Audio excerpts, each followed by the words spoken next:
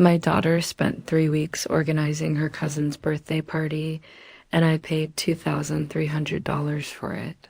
Then we found out she wasn't even invited because she's in a wheelchair. So we didn't go, just sent this gift.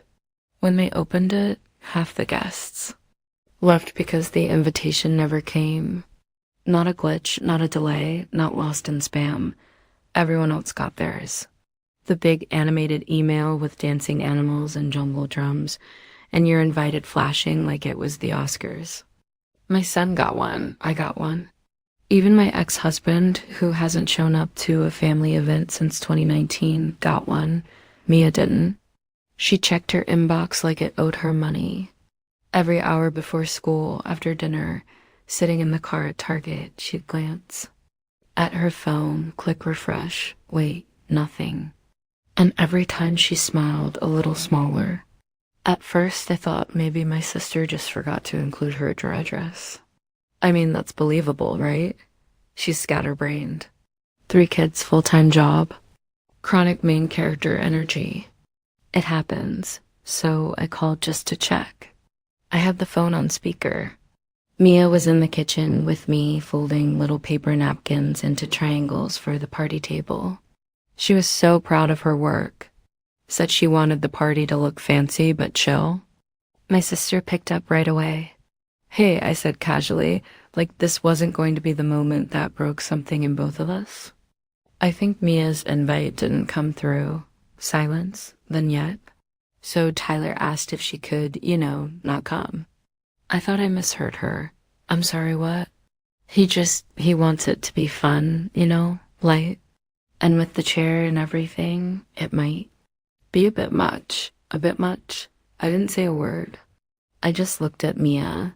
She was still folding napkins, but her hands had stopped moving. Her eyes didn't lift. She just stared at the table like she was trying not to exist. I hung up.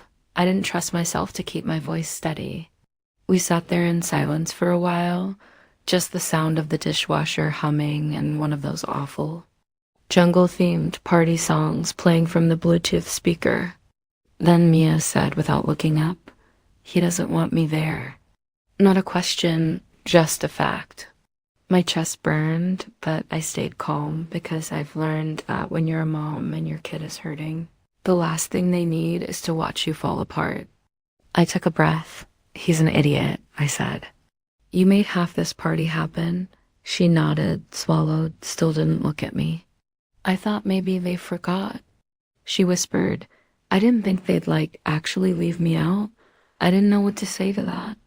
Not without swearing, so I said nothing.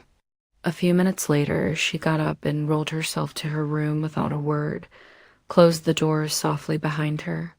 That softness, that's the part that killed me. I stayed in the kitchen and stared at the napkins she left behind. Perfect little folded triangles lined up in rows like tiny white flags surrender. Later that night, I opened my laptop and pulled up the spreadsheet, the one where I tracked all the stuff I paid for to help out. My sister had called me generous, said she didn't know how she'd pull it off without me. $800 for the venue deposit, $300 for the magician, $450 for themed decorations and centerpieces, $200 for catering extras, $550 for party favors, balloon delivery, and printed signs. $2,300 total. And that doesn't even include the late night runs to pick up supplies, or the hours Mia spent designing the welcome board on Canva. I stared at the numbers and thought they didn't just exclude her. They let her build the party and then locked her out, and I let them. I sat with that for a while.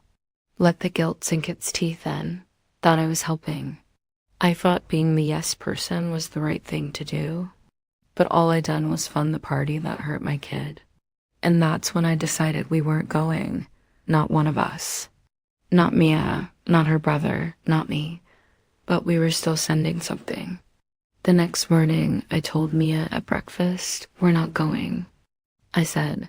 She didn't look surprised, just nodded, eyes on her cereal. But I added, "We're sending a gift now." She looked up. "What kind of gift?" I shrugged. One they won't forget. She raised an eyebrow like a flaming bag of dog poop.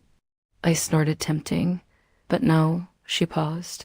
Will I get in trouble for it? Definitely not. Will they? Hopefully. She gave me a small, real smile for the first time since that phone call. I'm in, she said. And just like that, the fog lifted a little. We didn't say anything else. We just started planning. I didn't need revenge. I needed the truth to walk into that party wrapped in a bow and sit itself down next to the cake. They wanted her quiet. We were going to make some noise. By the time I finished packing the gift, I wasn't just mad about the party. It's never just the one thing. It's the weight of every little thing that came before it. All the moments you swallowed, all the times you let it slide because it's family. The unspoken rule that you're not allowed to call it what it is. But now I was done pretending. I didn't always know my place in the family, but my sister did. She figured it out early. How to cry just enough to stay innocent, how to break things, and get thanked for the lesson. I was the kid with Band-Aids and my backpack and a schedule in her hand. I got praise for being so mature, which really meant you're low maintenance and useful. By the time we were teenagers, I was helping with school runs and last-minute birthday gifts for her friends. She forgot people's birthdays. I remembered them for her. My mom said I was naturally giving. I wasn't. I was just conditioned to keep everyone from falling apart. And when things did fall apart, I cleaned up the mess. That's how I got the role. The fixer, the helper, the wallet. It's a funny thing being the responsible one. You think it comes with respect. What it really comes with is expectations and silence. Because once you're seen as the strong one, no one checks if you're okay. They just hand you more weight. I remember the day my sister found out she was pregnant with Tyler. She showed up at my apartment crying. Mascara down her face, no plan, no job, no clue. I held her for an hour, made her tea, and told her it would be okay. Then I let her move in Rentry. She stayed for 8 months, bought nothing, cooked nothing. But the second she moved out and her boyfriend got his act together, she suddenly had a whole new set of boundaries. We need space now. You understand, right? I did. Of course I did, because that's the job. Fast forward 12 years and here we are. My kid gets uninvited from the party she helped plan. And my sister doesn't even blink. Just tosses it out like it's a detail, like the chair is a logistical issue instead of an actual person. But what gutted me most wasn't what she said. It was how familiar it felt, because Mia has been getting cropped out of this family since the day she started needing a ramp. The first time it happened, it was subtle Christmas photo a few years back, everyone smiling in front of the tree. Mia's chair didn't fit the shot, so they zoomed in on the top half. It looked fine unless you knew what was missing. I didn't say anything. It was one photo. I told myself it didn't matter.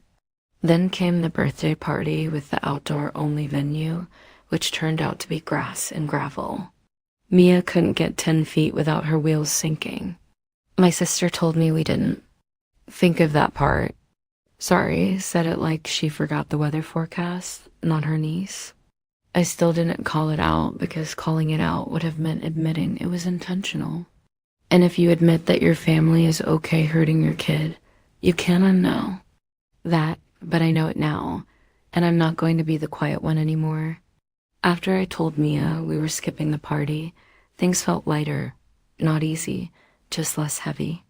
She didn't ask what the gift was. I think she wanted it to be a surprise. Or maybe she just wanted to feel like she could trust me to handle it. Her brother, meanwhile, was furious in the way only little brothers can be. They're all garbage people, he muttered at dinner. I hope the cake falls over. I didn't correct him. He wasn't wrong. I hope the magician quits in the middle of a trick and tells everyone Santa's fake. Too far, Mia said, finally smiling a little. It was a small moment, but it was something. That night, I pulled up the invite again. I stared at the RSVP list. Everyone else was going to be there. Aunts, cousins, family, friends, people who'd known Mia since she was born. Not one of them had said a thing. Not one of them asked why she didn't get an invite. They knew, and they stayed quiet. That was the other thing that hit me hard. The exclusion wasn't just from one kid. It was a group decision, spoken or not. It was agreed upon, and it hurt more than I expected because I realized we were alone in this.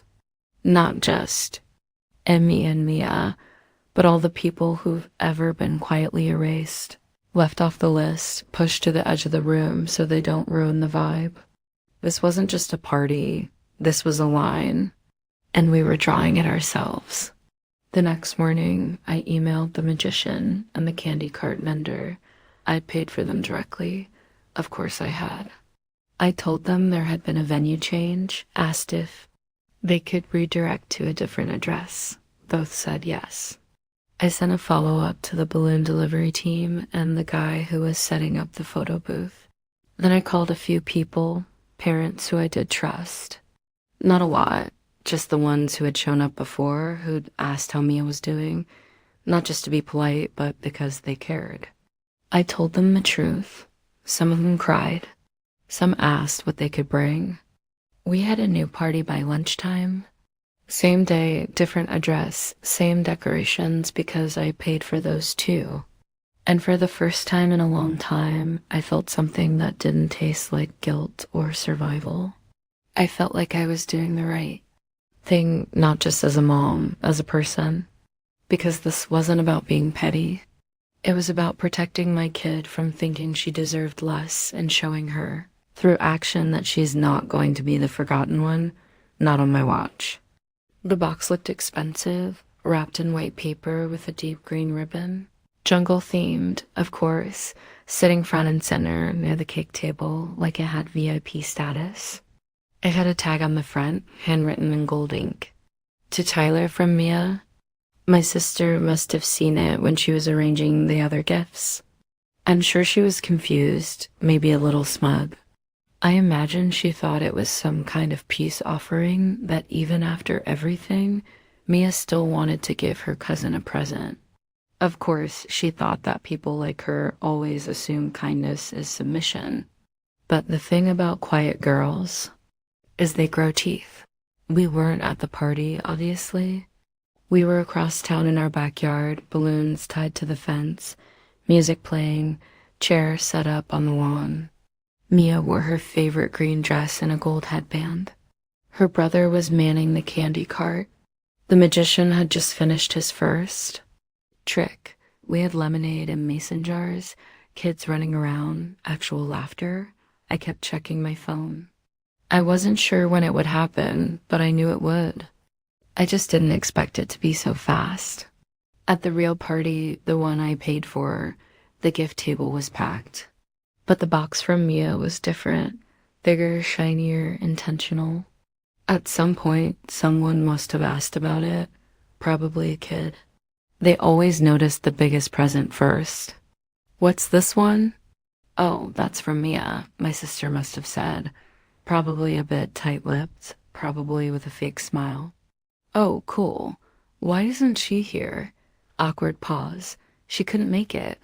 Someone inevitably decided it was time to open the box. Inside, a single tablet fully charged. Press play. So they did. The video starts with a soft piano melody in the background. Then a clip of Mia at the kitchen table carefully assembling the goodie bags. Then her voice, calm and clear. Hi, I'm Mia. I helped make a lot of this party. I picked out the candy. I helped design the signs. I tied the ribbons on every single jar because I wanted everything to look amazing for my cousin. Cut to her, holding a jar and smiling. I was really excited to come, but I didn't get invited because I use a wheelchair. Gasp. That's not an exaggeration. I've seen the video down multiple times. You can hear it. A few soft, oh my God, whispers. Someone saying, Wait, what? A dad in the background mutters. You've got to be kidding me. But the video keeps going. Mia, again, still calm, but a little more serious. I didn't want to make a scene. I just wanted people to know what happened. Because if it happened to me, it's probably happened to other kids too. And then the kicker. If you believe every kid deserves to feel welcome, we're having our own party today. There's food and games and music, and everyone's invited, even if you're different. Especially if you're different. The screen fades to black, then one line appears. Address is on the back of the tag. The silence afterward was heavy, and then it broke, not until after, into movement. First, a couple of parents started whispering. Then one mom said loud enough to be heard, wait, she wasn't invited because of her wheelchair. Another added, she helped plan the party. Then a dad, I thought she was sick or something. This is messed up. And then slowly one family got up and left. No drama. Just packed up and walked out. Then another and another. Kids started asking questions. Why wasn't Mia invited? Did Tyler not like her? Wait, didn't she make the name tags? And then one little girl said loud and clear, that's mean. I almost felt bad for my sister. Almost. But here's the thing. You don't get to exclude a child. And then play victim when the truth shows up in high definition. The best part, the magician never arrived. The candy cart not there either because they were in my backyard with us. We had the magician pulling card tricks for me as friends' kids. Giggled around the snack table and parents showing up one by one looking a little dazed. A little angry, but mostly relieved. Relieved that someone finally said it. One mom hugged me and whispered, I didn't know what happened. I just knew it felt wrong. Another dad dropped off his twins and stayed for the entire event, helped clean up too. By 3 p.m., our backyard was full. By 3:30, I got a text from a cousin. Half the party walked out, your sister's flipping out. The video was brutal. Also, hey, can I get the address back at the original party? I heard Tyler locked himself in the bathroom. I don't know if he was. Embarrassed or just overwhelmed. Maybe both. He's 12. I can't pretend he's innocent. But I won't pretend he's the villain either. He's a kid raised in a house that told him discomfort was more important than compassion. That's not his fault, but it's his choice. Now, as for my sister, he tried to spin it. She told people I aimed her. That Mia was being used for attention. That I made her look bad on purpose. But here's the thing about video evidence. It doesn't really care how you spin it. People saw Maya's hands tying bows, her voice steady, her face quiet and brave. They saw the truth, and May responded. At the end of the night, Mia sat on the porch with her brother eating the last cupcake. She looked tired but happy. She asked, do you think they're still mad? I shrugged. Probably, she smiled. Good. And for the first time in a long time, I didn't feel like I had to clean up the mess. I didn't feel like the bad guy for standing up for her. I just felt like a mom who did her damn job. The text messages kept coming all night, some supportive, some not. I ignored most of them, except one from a number I didn't recognize. He said, she's braver than most adults I know.